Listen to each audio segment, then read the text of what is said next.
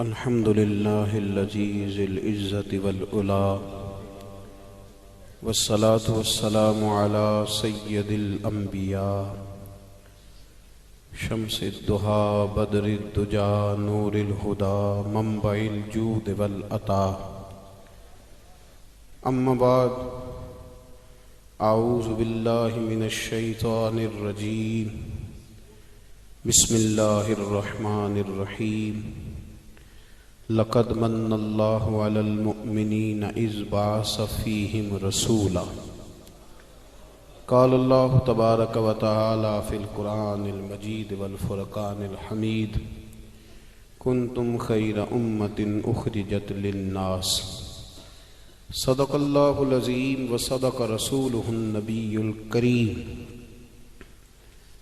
ونحن على ذلك لمن الشاهدين والشاكرين، والحمد لله رب العالمين.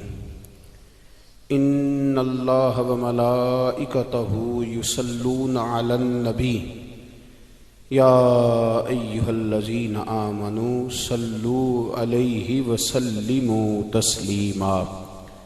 الصلاة والسلام عليك يا سيدي يا رسول الله، وعلى آلك وأصحابك يا سيدي يا حبيب الله.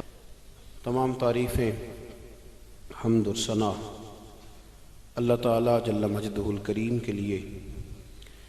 درود و سلام نبی اکرم نور مجسم شفیع معظم احمد مجتبیٰ جناب حضرت محمد مصطفیٰ صلی اللہ تعالیٰ علیہ وسلم کی ذات والا صفات کے لیے حمد و صلات کے بعد، عزیز دوستو، اللہ کریم نے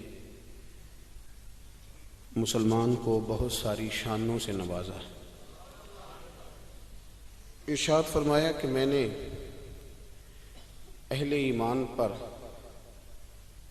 یہ والا احسان کیا ہے کہ میں نے انہیں اپنا لاڈلا رسول ہی عطا کر دیا.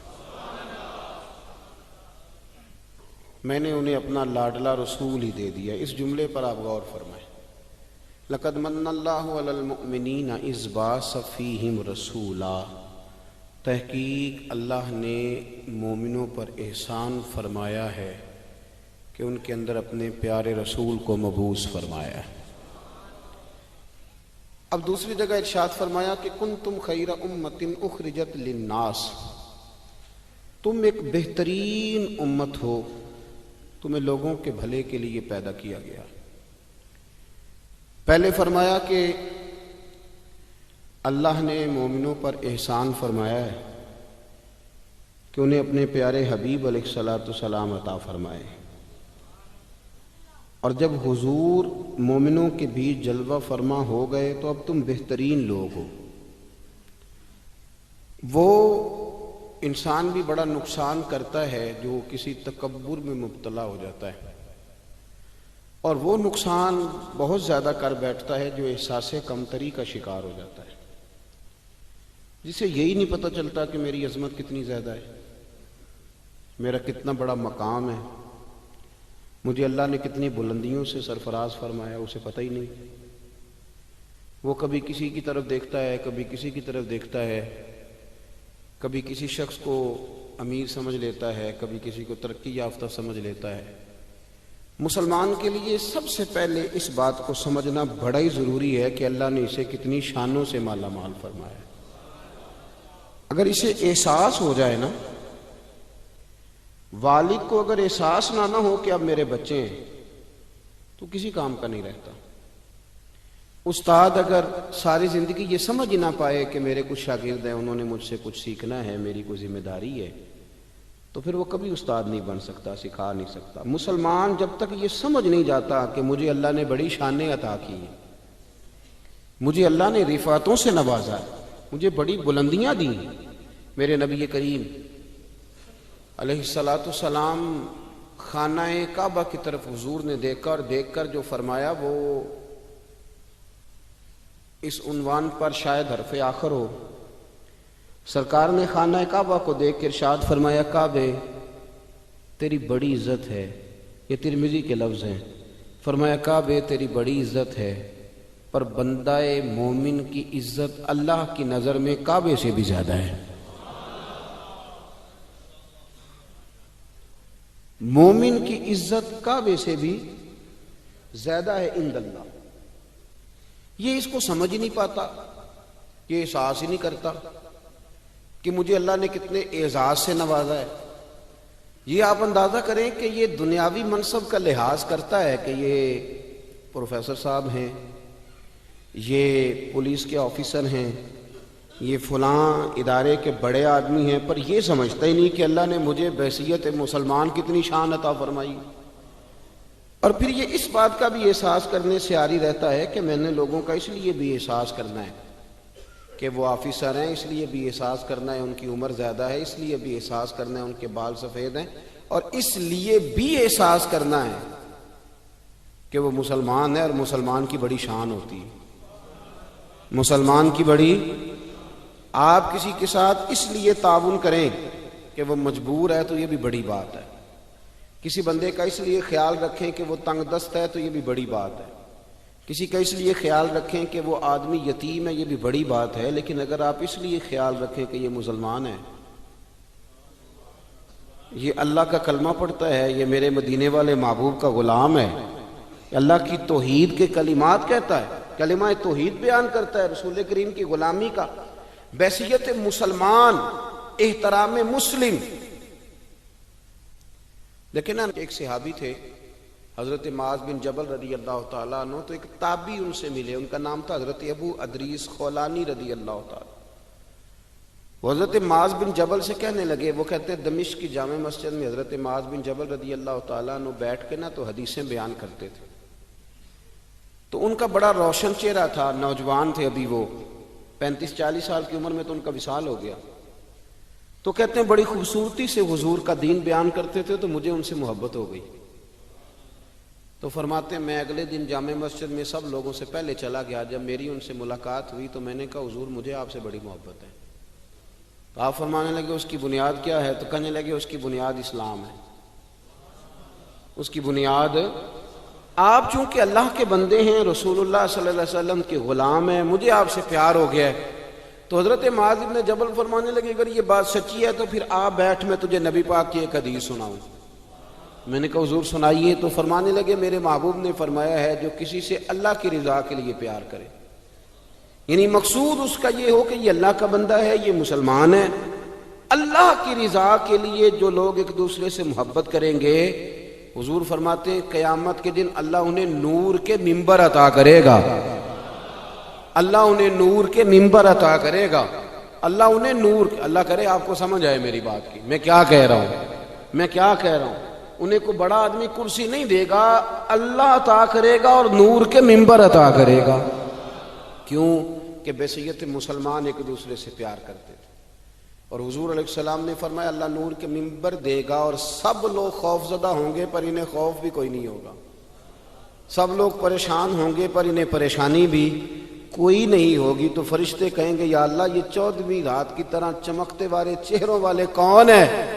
تو رب کریم فرمائیں گے یہ وہ لوگ ہیں جو میری رضا کے لیے ایک دوسرے سے محبت کرتے تھے.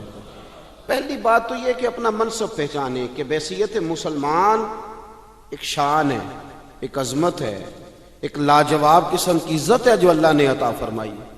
بحیثیت مسلمان اللہ نے شانیں دی. اور پھر اس کے بعد اگلی بات یہ سمجھ لیں کہ ہم نے بحیثیت مسلمان دوسرے بندے سے پیار کرنا ہے، محبت کرنا. یہ جو خود غرضی کا مزاج ہے نا کہ میں نے صرف اس بندے کے ساتھ تعلق رکھنا ہے جو میرے کام آئے گا، جو میری ڈیوٹی کرے گا، جو میرے ساتھ چلے گا، جو میری جماعت کا ممبر بنے گا، تو یہ تو بہت بڑی خود غرضی ہے. یہ تو آپ نے دین کو محدود کر دیا ہے. آپ نے تو کسی کا کام صرف اس لیے کر دینا ہے کہ یہ رسول اللہ کا غلام ہے، یہ نبی پاک کا غلام ہے. آپ بات کو سمجھیں، فقط اس لیے. یار دیکھو نا، جو میرے ساتھ کلاس فیلو پڑھتا رہا اس کی تو میں کچھ قدر کرتا ہوں نا کہ میرے بھی استادوں کا یہ شاگرد ہے. جو میرے حضرت کے مرید ہیں میں ان کی بھی کچھ قدر کرتا ہوں نا کہ میرے پیر بھائی ہیں. تو جو میرے کلاس فیلو تھے ان کی بھی قدر کی، پیر بھائیوں کی بھی قدر کی، محلے والوں کی بھی قدر کی. یہ کس لیے کی کہ کوئی نہ کوئی نسبت ہے. تو میرے نزدیک استاد کی نسبت بڑی ہے، پیر کی نسبت بڑی ہے، یہ مدینے والے رسول کی نسبت بڑی ہے. تو بڑی نسبت تو رسول کریم کی ہے نا. اب کیا کریں گے کہ اس نسبت کی بدولت، اس نسبت کی بدولت بھی ہم کچھ لوگوں کا ادب کریں گے، ان سے پیار کریں گے، ان کا اکرام کریں گے۔ فقط مسلمان، دیکھیں نا، یہ بہت بڑی بات ہے کہ آپ کسی شخص سے اس لیے پیار کریں کہ وہ آپ کا رشتہ دار ہے ددیال میں سے، ننہال میں سے، اور پھر کو جا کے آپ کی پھپھو کو بتائے کہ میں گیا تھا تو آپ کے بھتیجے نے بڑی قدر کی تھی، تو پھپھو راضی ہوتی ہے کہ نہیں ہوتی؟ چچا کے شہر سے آنے والے سے پیار کریں تو خوش ہوتا ہے کہ نہیں ہوتا؟ تو اگر کوئی صرف اس لیے جا کے اللہ رسول کی بارگاہ میں گواہی دے کہ انہوں نے آپ کی نسبت کی برکت سے میرے ساتھ بڑا پیار کیا تھا، تو آپ اندازہ فرمائیں کہ وہاں ماحول کیا بنے گا۔ نجاشی بادشاہ نے نا مسلمانوں سے بڑا پیار کیا، بڑی محبت کی اس نے، اہل اسلام کے ساتھ اس نے بڑا اچھا رویہ۔ کفار مکہ پیچھے گئے، انہوں نے وہاں کچھ پیسے بھی دیے، تحفے بھی دیے کہ یہ ہمارے حوالے کر دیے جائیں، پر اس نے کہا نہیں، یہ تمہارے حوالے نہیں ہوں گے، یہ تو اب آئے ہیں تو یہ میرے ملک میں ہی، وطن میں ہی رہیں گے۔ تو نجاشی جب اس کلمہ بھی پڑھ گیا تھا، وہ جب اس کا انتقال ہو گیا تو رسول پاک نے فرمایا نکلو بھئی تمہارے بھائی پر جنازہ پڑھنا ہے۔ یہ ایک ہی جنازہ ہے جو حضور نے غائبانہ پڑھایا ہے، ایک ہی، اور یہ دلیل اس لیے نہیں بن سکتا کہ اور بھی بہت سارے صحابہ شہید ہوئے پر حضور نے کسی کا جنازہ، ان کا جنازہ اس لیے حضور نے غائبانہ پڑھایا کہ حضور کے لیے غائب تھا ہی نہیں، حضور کے لیے تو سامنے پڑی ہوئی تھی میت۔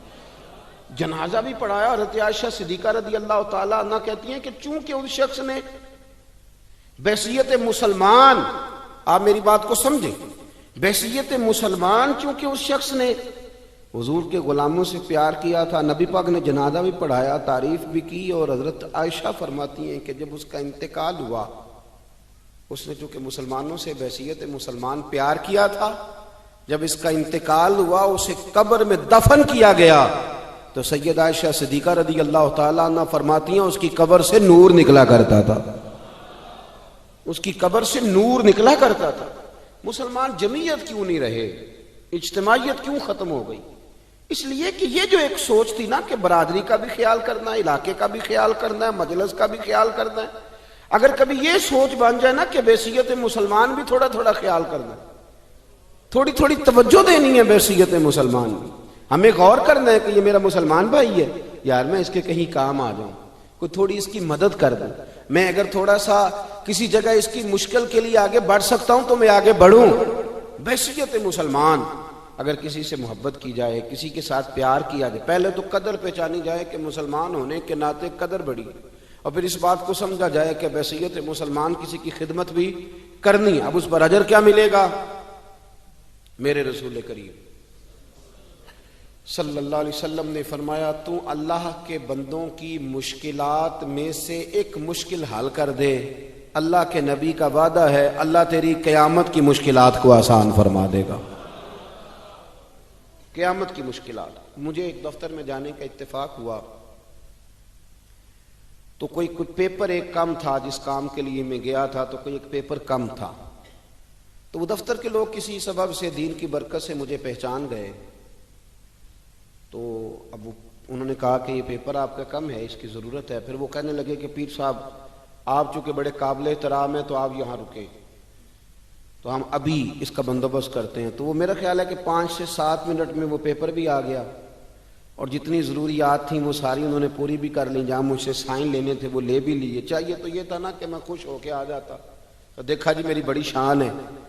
میں نے ان سے کہا کہ آپ نے بڑا پیار کیا ہے، لیکن مجھے محبت ہوگی نا تو میرا دل کرتا ہے نصیحت کروں، اس لیے کہ جس سے پیار ہو اس کو سنوارنے کو بندے کا بڑا دل چاہتا ہے۔ میں نے کہا یار اگر میرے لیے آپ 1.5 2 منٹ میں، 5 منٹ میں، 7 منٹ میں یہ سارا بندوبست کر سکتے ہیں تو اس کا مطلب ہے کہ وہ جن لوگوں کو آپ بھیج دیتے ہیں نا جائیں واپس، آپ کے کاغذ ہی پورے نہیں، تو ایک دفعہ گھر جاتے ہیں، کتنی جگہوں کے چکر لگاتے ہیں، پھر دوبارہ پلٹ کے آتے ہیں۔ اس کا مطلب ہے کر آپ سکتے ہیں اگر کرنا چاہیں تو، اگر کرنا۔ میں نے کہا اس لیے میرے ساتھ آپ نے یہ رویہ رکھا کہ آپ نے مجھے دیندار سمجھا، کچھ نیک سمجھا، کچھ اچھا جانا، وہ تو مجھے پتا ہے نا میں کیا ہوں۔ تو اگر آپ نے یہ رویہ میرے ساتھ اس لیے رکھا کہ میں نیک ہوں، تو اب کوئی بوڑھا آ جائے، کوئی کمزور آ جائے، کوئی آپ کے پاس ان پڑھ دیہاتی آ جائے جسے پتہ ہی نہیں کہ ان کی ترتیب کیسے لگانی ہے، تو ان کے ساتھ بھی رویہ اس لیے ٹھیک کر لینا کہ یہ بھی مدینے والے رسول کا کلمہ پڑھتا ہے، وہ سامنے رکھنا میرے رسول کریم صلی اللہ علیہ وسلم کی ذات والا صفات کو، اور تھوڑا تھوڑا لوگوں سے پیار کر لینا۔ ہم لوگوں نے نا محدود کر لیا اپنی صلاحیتوں کو، ہم بڑا کچھ کر سکتے تھے لیکن ہم نے دائرہ کار ہی محدود کر لیا. میں نے خاندان کے لیے کرنا ہے، قبیلے کے لیے کرنا ہے، علاقے کے لیے کرنا ہے، بستی کے لیے. ایک اچھی سوچ کیوں پیدا کرتے ہیں؟ آپ کہیں مجھے اہل اسلام کے لیے کرنا ہے، مجھے رسول کائنات کے لیے کرنا ہے، مجھے نبی پاک کے بتائے ہوئے ارشادات کے لیے کرنا ہے، امت کے لیے کرنا ہے، امت کے لیے. آپ اپنی خدمات کو پیش کریں، آپ اپنا دائرہ کار پیش کریں، آپ بڑی سوچ آپ دیکھیں آپ کسی کے لیے کیا کر سکتے ہیں. ہم اگر آج یہ ارادہ کر لینا کہ ہم نے لوگوں کو آسانیاں دینی ہیں تو میرا یہ خیال ہے کہ صبح خیر نہیں خیر کثیر بٹنی شروع ہو جائے گی. اگر ہم یہ ارادہ کر لیں کہ میں نے لوگوں کو آسانیاں، پر ہمارا مزاج نہیں نا، ہم آسانی لینا چاہتے ہیں. اگر ہم بحیثیت مسلمان تھوڑی تھوڑی خدمات سر انجام دینے لگے، تھوڑا تھوڑا سوچنے لگے. دیکھیں رسول کریم کی سوچ مبارک کیا ہے. بدر کے لوگ قیدی ہو کے آ گئے، کفار تھے وہ. اب حضور نے فرمایا فیصلہ یہ ہوا مجلس شورا میں صحابہ کی میٹنگ میں کہ فدیہ دیں گے اتنے اتنے پیسے تو آزاد کر دیے جائیں گے. کچھ لوگ ایسے تھے جو فدیہ نہیں دے سکتے تھے لیکن حساب کتاب لکھنا پڑھنا جانتے تھے. اب حساب کتاب کی تو دین میں بھی ضرورت ہوتی ہے نا، آپ کو وراثت تقسیم کرنی ہے، کئی کام کرنے ہیں. تو نبی پاک علیہ الصلوۃ والسلام نے بھی نا وہاں امت کا سوچا. فرمایا تم اس طرح کرو، مسلمانوں کے 10 بچوں کو لکھنا پڑھنا سکھا دو، میں تمہیں آزاد کر دیتا ہوں. بحیثیت قوم کی فلاح و بہبود کے لیے جو نبی پاک کے نظریات ہیں، جو حضور کے افکار ہیں، ان 10 بچوں کو لکھنا پڑھنا سکھا دو. یار میری سوچ ہمیشہ یہ رہتی ہے کہ میرے بچے لکھ پڑھ جائیں. یہ کیوں نہیں سوچتا کہ میرے محلے کے سارے بچے اگر پڑھ جائیں گے تو یہ محلہ پڑھے لکھے لوگوں کا محلہ کہلائے گا، میرے سمیت لوگ کہیں گے کہ بڑی شستہ آبادی ہے. میری سوچ کیوں اڑ جاتی ہے کہ فقط میرا ہی بچہ آگے نکلے؟ تو اپنے فیض کو کھول کے عام کیوں نہیں کرتا؟ تو یہ کیوں نہیں سوچتا کہ جو شجرے سایہ دار ہوتا ہے نا میرے بھائی، وہاں جو بھی آتا ہے وہ پھل کھا کے جایا کرتا ہے. وہ جو بھی آتا ہے وہاں پھل کھاتا ہے. اپنا ایک ذہن بنائے نفع دینے کا، ایک سوچ بنائے کسی کا فائدہ کرنے، ارادہ کرے کسی کے کام آنے کا، کسی کے لیے بہتری کرنے کا، کسی کے لیے آسانیاں فراہم کرنے کا، کسی کو سہولت دینے کا. میرے رسول کریم سید عالم صلی اللہ علیہ وسلم نے توجہ دلاتے تھے. حضور علیہ السلام نے فرمایا درخت بھی لگاؤ، کھیتیاں بھی لگاؤ. یا رسول اللہ صلی اللہ علیہ وسلم کچھ ملے گا؟ تو حضور نے فرمایا اس کھیت سے، اس درخت سے جب تک کوئی جاندار فائدہ اٹھاتا رہے گا اللہ تمہارے نام اعمال میں نیکیاں درج فرماتا رہے گا. کوئی درخت ہی لگا دو، کچھ کاری دو. محمود غزنوی گزر رہے تھے تو ایک بوڑھے کو دیکھا، اس کے ہاتھ کامتے ہیں تو پھر بھی وہ زمین کھود رہا ہے اور ایک درخت لگا رہا ہے. تو محمود غزنوی اس بوڑھے کو دیکھ کے نا تو بڑے حیران ہوئے، اس کے قریب گئے. تو 2 قسم کی سوچیں ہوتی ہیں نا. ایک یہ سوچ ہوتی ہے کہ بڑا لالچی ہے، اس عمر میں بھی یہ کیا کر رہا ہے، یہ بھی سوچ ہوتی. اور ایک سوچ یہ ہوتی ہے کہ یار کتنا بھلا آدمی ہے، دیکھو اب بھی محنت کر کے گزر رہا. سوچ ہی ہے نا، منفی کر لیں یا مثبت کر لیں. تو محمود غزنوی آگے بڑھے اور آگے بڑھ کے نا تو آپ اس بوڑھے سے کہنے لگے کہ بابا یہ کیا کر رہے ہو؟ تو کہنے لگے میں درخت لگا رہا ہوں. تو کہنے لگے بزرگوں اب آپ کی جو عمر ہے نا، یہ عمر نہ تو آپ اس کے پھل کھا سکیں گے، نہ چھاؤں میں بیٹھ سکیں گے، اور آپ کو تکلیف بھی بڑی ہے.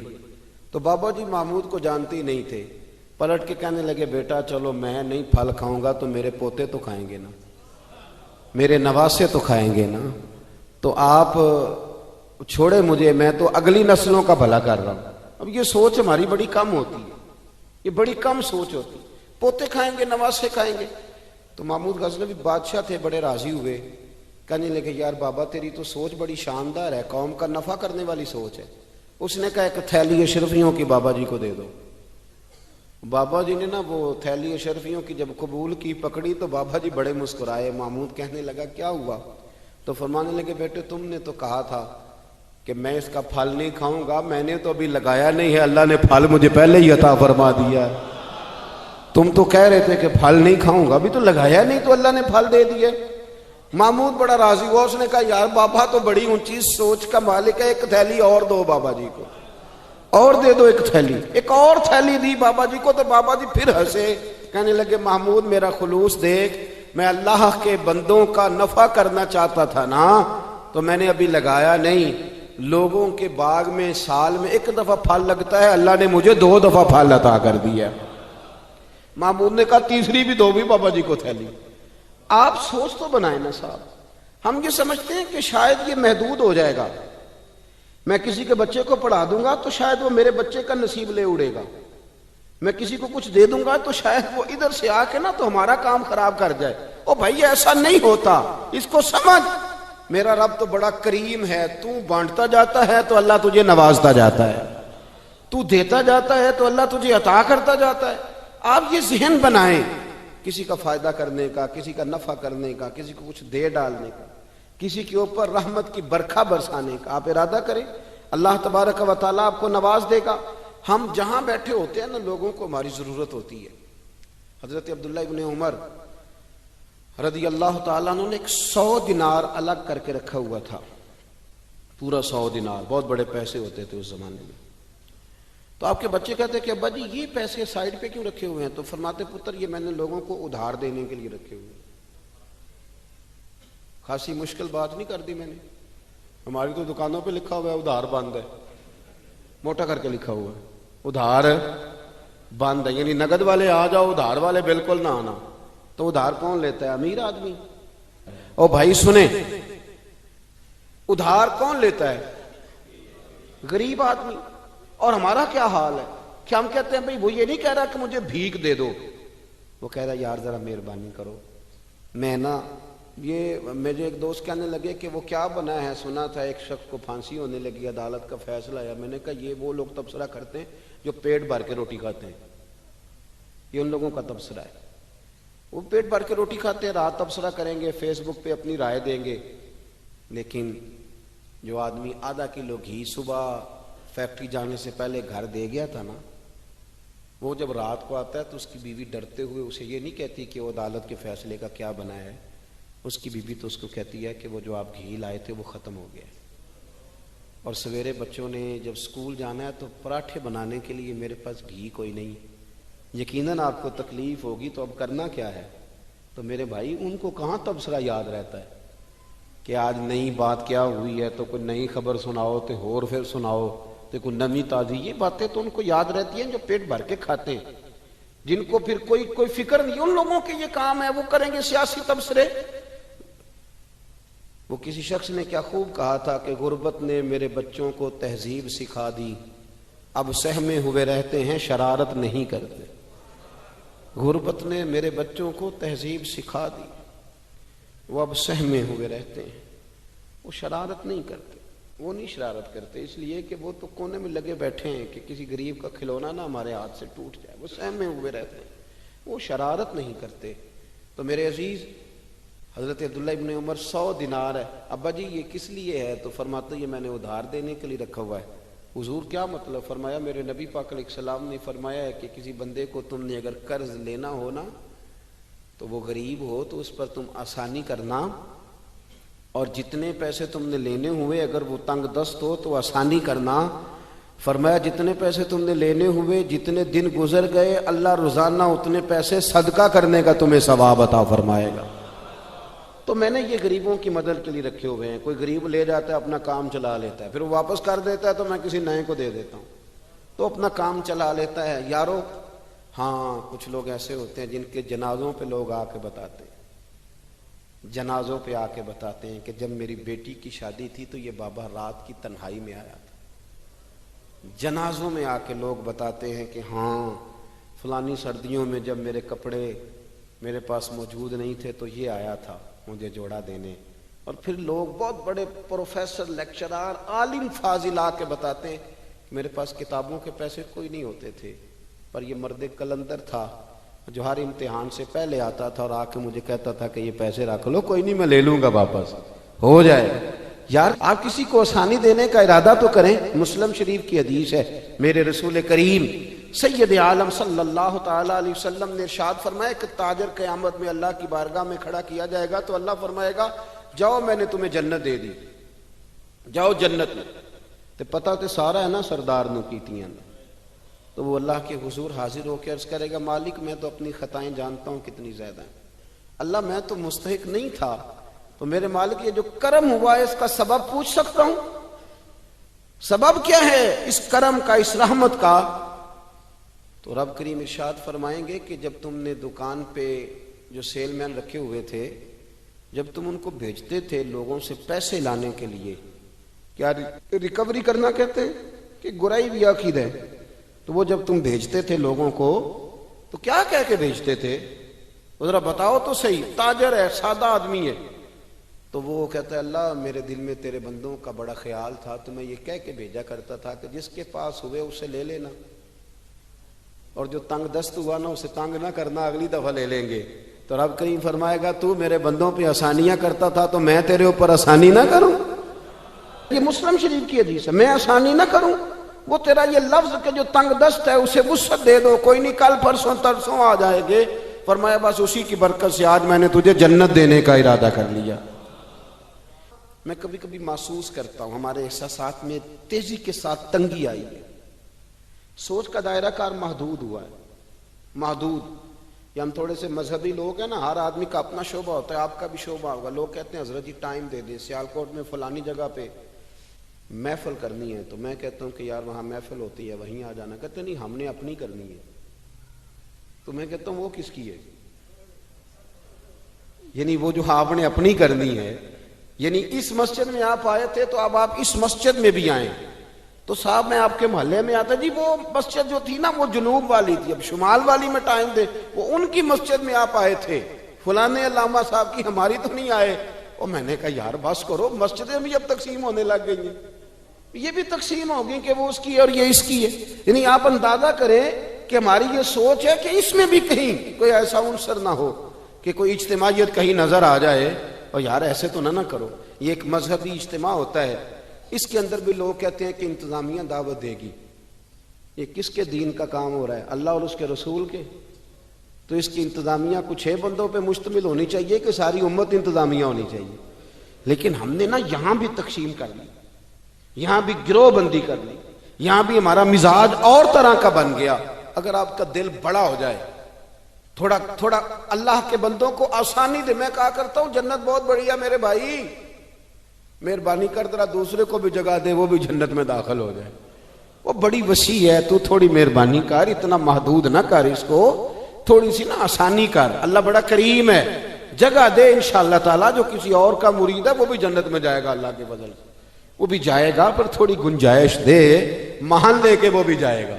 ہم نے تو بڑا محدود کر کے رکھا ہوا، میرا خیال ہے مشکل سے 25-30 لوگ ہیں اگر ہم جانے دوں اپنے محلے میں سے، باقی تو سب کے لیے ہم نے بین کر دیا۔ خدا را یوں نہ کریں، اس سے دقت ہوگی۔ داتا گانجی بخش علی حجویری رحمت اللہ تعالی علیہ کشف المعجوب میں فرماتے ہیں کہ ایک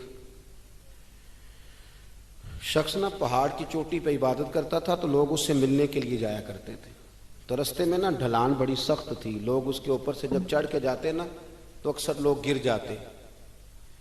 اس کے دل میں ایک دن خیال آیا کہ یہ ڈھلان نہ ہوتی تو کیا ہوتا، تو رب کریم نے اس وقت کے پیغمبر علیہ السلام کو وہی فرمائی کہ اسے کہو تو میری تخلیق پہ اعتراض کرتا ہے، نہ ہوتا تو کیا ہوتا؟ فرمایا اسے کہہ دو کہ تیرا نام میں نے اپنے نیک بندوں کی صف سے کاٹ کر نافرمانوں کی صف میں لکھ دیا، وہ کہہ دو۔ اللہ کے نبی نے پیغام دیا تو وہ سجدے میں گر گیا۔ وہ تجھے کیا ہوا؟ کہنے لگا حضور آپ نے کہا ہے نا کہ اللہ نے میرا نام لیا ہے، میں کہاں اور میرے رب نے میرا نام لے لیا ہے؟ حضور چلے میں تو سمجھتا تھا میں کسی کھاتے میں نہیں، اللہ نے میرا نام لے لیا، یعنی میرا نام، اسے تو وجد ہو گیا۔ وہ پیغمبر کی بارگاہ میں عرض کرنے لگا حضور آپ میرا پیغام اللہ کے حضور عرض کر دیں گے؟ کہا ہاں میں کہہ دوں گا۔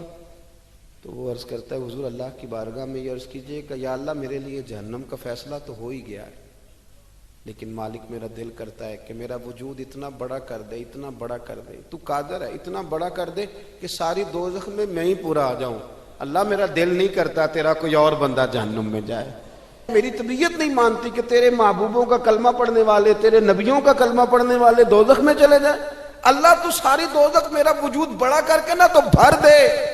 آواز قدرت آئی، نبی سے فرما دیجئے کہ یہ اگر میرے بندوں سے اتنا پیار کرتا ہے تو میں اس سے پیار نہ کروں؟ اسے کہہ دیجئے اس کے گناہ بھی بخش دیے، اسے ولیوں میں بھی شامل کر لیا، اور قیامت میں یہ جس جس کی سفارش کرے گا اللہ سب کو جنت عطا کر دے گا۔ پر یہ ہے کہ پروگرام ہی نہیں ہے۔ اتنی محدود سوچ، تھوڑا تھوڑا پیار کریں، تھوڑی تھوڑی محبتوں میں وسعت لائیں، آپ تھوڑا شوق جواں کریں اپنا، آپ یہ مزاج بنائیں کہ مجھے اللہ کے بندوں سے محبت کرنی ہے۔ علامہ اقبال کہنے لگے خدا کے بندے تو ہیں ہزاروں اور بنوں میں پھرتے ہیں مارے مارے، میں تو اس کا بندہ بنوں گا جس کو خدا کے بندوں سے پیار ہوگا۔ اپنے مسلمان بھائی کے لیے اپنے دل کے اندر نرمی لائیں۔ لوگوں کی کمزوریاں دیکھیں گے تو آپ ایک منٹ بھی کسی کے ساتھ نہیں چل سکتے، اور یہ حال میرا بھی ہے اور آپ کا بھی ہے۔ تو اگر کوئی ہماری کمزوری دیکھ لے تو وہ چل سکتا ہے ہمارے ساتھ؟ میں اکثر کہا کرتا ہوں کہ اگر ہمارے عیب کھول جائیں تو لوگ ہم سے ہاتھ نہ ملائیں۔ اگر ہمارے اندر کی باتیں کبھی باہر نکل آئیں تو شاید لوگ ہمیں ملک بدر کر دیں کہ تم اس قابل نہیں ہو کہ دھرتی پہ رہ سکو۔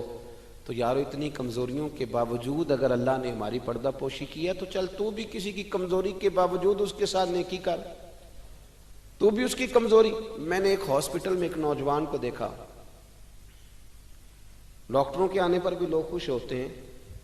ایک دفعہ میں ایک ہاسپٹل میں بیٹھا تھا تو ایک نوجوان آیا، تو میں نے دیکھا کہ اسے دیکھتے ہی لوگ خوش ہونے لگے، اور کوئی علامہ صاحب نہیں، صوفی صاحب نہیں، پیر صاحب نہیں، کلین شیف آدمی ہے۔ ابھی میں نے عجیب سے اس کے احوال دیکھے، وہ کسی کو کھانا دیتا، کوئی بچہ ہوتا تو اس کو ٹافیاں دیتا، کسی کو کہتا کہ وہ تیری رپورٹ آ گئی ہے اور کچھ بھی نہیں آیا تو ایسے ہی ٹینشن لے رہا تھا، کسی کو کوئی جملہ کہہ دیتا، کسی کو کوئی جملہ کہہ دیتا۔ وہ اپنی مستی میں آیا، آ کے چلا گیا۔ تو میں نے پوچھا یہ کون ہے؟ کہنے لگے کوئی بھی نہیں، ویسے ہی اس کا شوق ہے، یہ آ جاتا ہے۔ تو میں نے کہا یہ ویسے ہی نہیں ہے، یہ اللہ کا کوئی خاص بندہ ہے۔ جو لوگ بستروں پہ مایوس پڑے ہوں وہ جس کا چہرہ دیکھ کے خوش ہو جائیں۔ میرے رسول پاک نے فرمایا ہے کہ اگر تو نے میرے کے دل میں خوشی ڈال دی تو اللہ تجھے 60 سال کی نفلی عبادت کا ثواب عطا کرے گا۔ اگر میرے مومن کے دل میں تم نے خوشی ڈال دی تو 60 سال کی نفلی عبادت، بے ریا نفلی، امام غزالی حدیث لائے، 60 سال کی نفلی عبادت کا ثواب۔ او یارو مہربانی کرو، آؤ تھوڑا سا نا دکھ سمیٹنے کی کوشش کریں، آؤ اپنی مسکراہٹ کے اندر اپنی بہت ساری پریشانیوں کو چھپائیں، اور تھوڑا تھوڑا زخموں پر مرہم رکھنے کا ارادہ کریں۔ کوئی ضروری تو نہیں نا یار کہ انسان خود غرضی کی زندگی جیے، وہ ایک چھوٹی سی دنیا بات کرے، اپنی دنیا کو بڑا کیوں نہیں کرتا؟ تو تھوڑا تھوڑا کر کے آگے کیوں نہیں نکلتا؟ میں کبھی کبھی ایک کار ہمارے شہر میں میرے آگے سے گزرا کرتی تھی، اس پہ لکھا ہوتا تھا خدائی خدمتگار، تو جو نا موٹا کر کے خدائی خدمتگار، تو سیدھا سادہ بندہ تھا، اللہ تعالیٰ اس کو جنت دے، وہ انتقال کر گیا۔ تو میں نے ایک دن اس کو کھڑا کر کے کہا، میں نے کہا آپ کا نام کیا ہے؟ کہنے لگے جی میرا نام ہے میاں رانجھا تے سب دا سانجھا۔ وہ میں نے کہا یہ کون سا نام ہوا؟ کہنے لگا جی میری خواہش ہوتی ہے کہ کوئی مینوں کام دسے، تو میں نا دفتروں میں ملتا ہوں اللہ کے فضل، میاں رانجھا تے سب دا سانجھا۔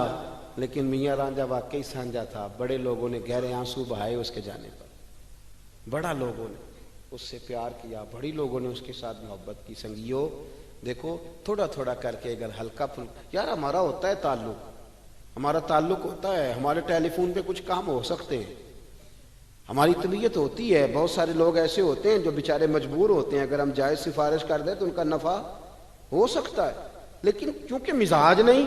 مجھے ایک بات بتائیں دیانتداری سے کہ اگر آپ کے پاس محلے کا کوئی شخص آ تو آپ نے کہا جی نہیں میں نے کبھی کسی کو کام نہیں بتایا، تو آپ نے اس بندے کو دھتکار دیا، تو وہی مسئلہ اگر آپ کے بیٹے کا بن جائے، کر نہ دلیری، اب تو کہہ کہ میں نے کبھی کسی کو کام نہیں بتایا، تو کہہ الجھا رہنے دے بیٹے کو، تیرا پتہ چلتا ہے کہ تو بڑا خوددار ہے، نے کبھی کسی کو کام نہیں کہا، کہہ ذرا کر بات۔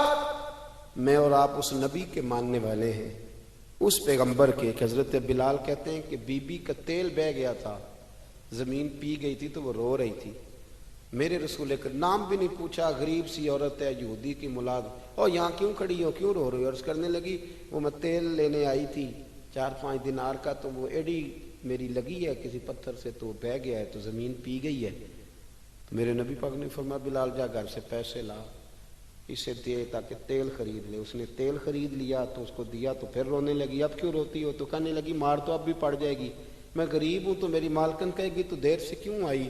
حضرت بلال کہتے ہیں قربان جاؤں وہ نبی جن کے استقبال کے لیے 70 ہزار فرشتے معراج کی رات آسمان کے دروازوں پہ کھڑے رہے، وہ پیغمبر جن کی زیارت کے لیے انبیاء دعائیں مانگے، وہ محبوب جن کو اللہ پیغام بھیجے کہ محبوب آ جا رب تیری ملاقات کا شوق رکھتا ہے، وہ محبوب فرمانے لگے چل نہ بتا تیرا گھر کہاں ہے میں تیری سفارش کر کے آتا ہوں۔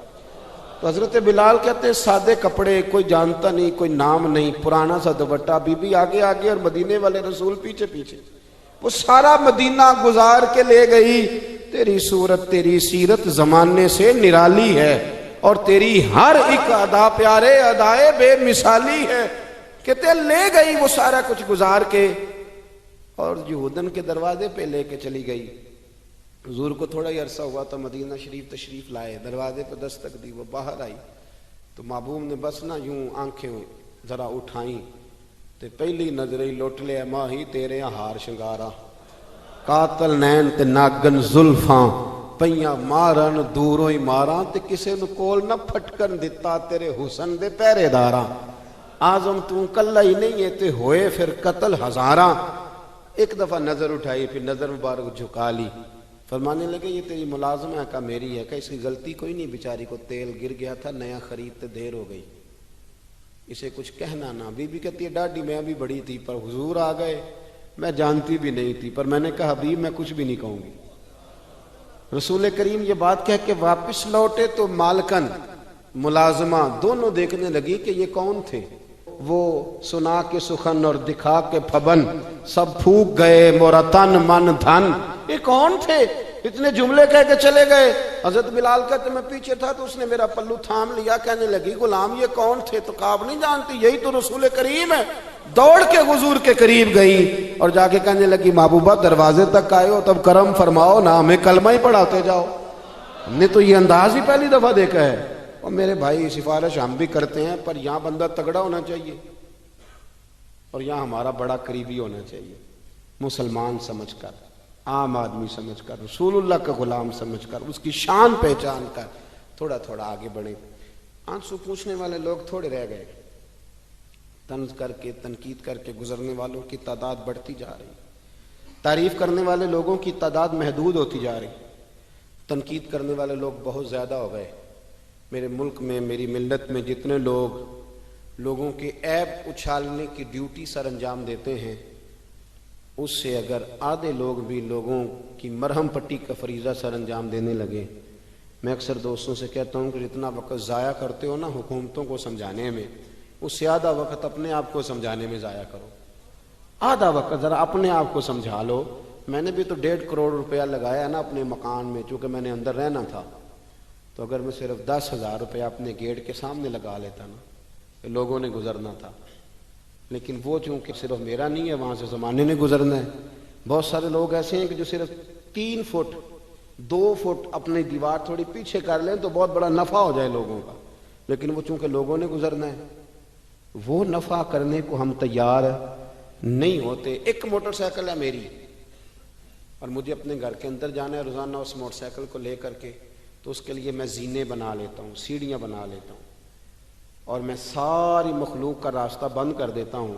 وہ جی مجھے دقت ہوتی تھی، اٹھا کر اوپر چڑھانا پڑتا تھا، تو میں نے اپنی سہولت دیکھ لی پر میں نے باقی سارے زمانے کی تکلیف، یہ تو مزاج نہیں ہے اہل اسلام کا، یہ تو آسانیاں دینے آئے ہیں، اخرجت للناس، یہ تو نفع کرنے آئے ہیں۔ مہربانی کریں، آپ یقین کریں اگر آپ سکھ کی نیند سونا چاہتے ہیں، اگر آپ محبت کے ساتھ جینا چاہتے ہیں، اگر آپ طبیعت کو ٹھنڈا رکھنا چاہتے ہیں تو پھر یہ کام کریں، تھوڑا تھوڑا لوگوں کے کام آنا شروع کریں، اپنی حیثیت کے مطابق آئیں، لیکن ارادہ کریں آج سے اس چھوٹے آدمی کی بات پہ عمل کریں، کوشش کریں کہ کل میں نے ایک آدمی کے کام ضرور آنا ہے۔ اور کس طرح کام آنا ہے؟ چلیں اتنا ہی کر لیں کہ جو آپ کو آ کے کہے نا کہ میرے ابے نے بڑا ستایا ہوا ہے، ابا جی مجھے علیحدہ کر رہے ہیں، وہ مجھے کچھ بھی نہیں دے رہے، اس کو اتنا کہہ دیں کہ ابے ستایا نہیں کرتے، ابے تو محبتیں کیا کرتے ہیں۔ آج تجھے حصہ دینے کی باری تو تنگ آ گیا ہے، اور وہ جو تجھے پالا پوسا، آپ اسے اچھا مشورہ دے کے والد کے قریب کر لیں، سمجھے میں نے بہت بڑی خدمت کر دی۔ اب تھوڑا تھوڑا پیار کریں، محبتیں تقسیم کریں۔ دعا کرتا ہوں خلاق عالم ہم پر خاص فضل فرمائے، خاص رحمتوں سے ہمیں متمتع فرمائے۔ مصطفیٰ مصطفیٰ مصطفیٰ